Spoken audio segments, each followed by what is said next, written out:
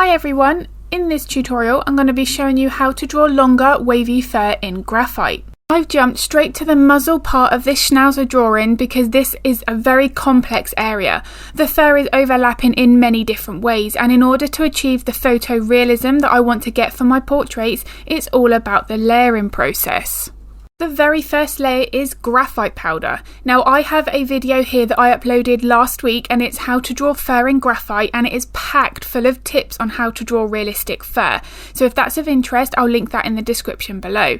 Now there I show you the graphite powder that I'm using, but also how you can make your own. Now graphite powder is a fundamental part of every single graphite portrait that I do. I want to make sure that I'm not fighting against the white of the paper because it's easier to then judge your values. Now one of the biggest tips is at the early stages here, don't put too much pressure on that pencil and don't put too much of a darker layer down initially. You'll notice that I'm being quite careful with where I'm placing my shadows. This is deliberate. Now this is something I talk a lot about in the tutorials where I pick my reference points. Now what a reference point is to me is when I look at that photo, if I see a clump of fur that I notice first, that for me is what I want to draw in initially. I find then it's a lot easier to follow that reference photo. You're going to be a lot more accurate with where you put your lights and your darks, which is really important.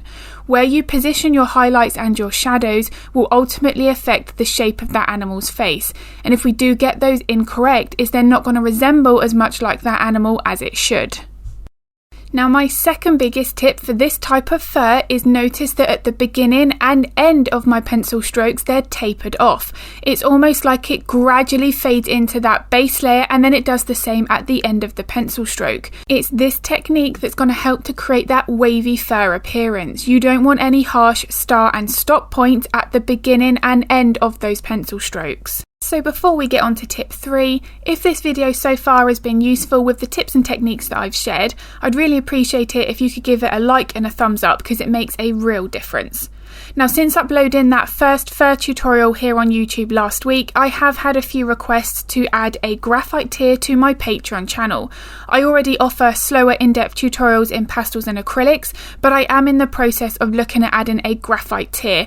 If that does go live, I will put that in the comments below and I'll pin it to the top, so anybody who's interested in those slower tutorials, you'll be able to find that link there. But I will be putting all of those updates when it does go live on my Patreon channel here on YouTube, so keep an eye out for that.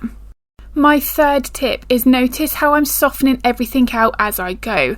I'm starting to put in some details and then I'm using an eye makeup applicator sponge to soften out my edges.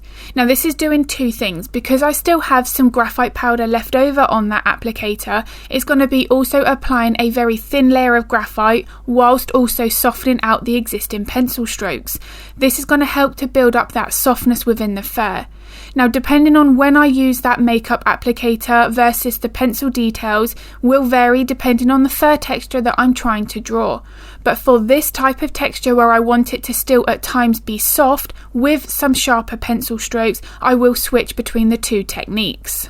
So tip 4, and this is one of the biggest tips for building more realism with this specific type of wavy fur texture, is the layering order. It is really important to draw the fur that's closest to the skin first and build up from there.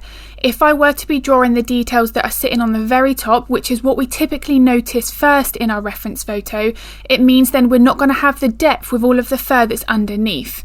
The fur that you were to stroke first, if you were to touch this dog, is what needs to be left until that last layer. Focus on what you can see close up to the skin underneath all of those top details.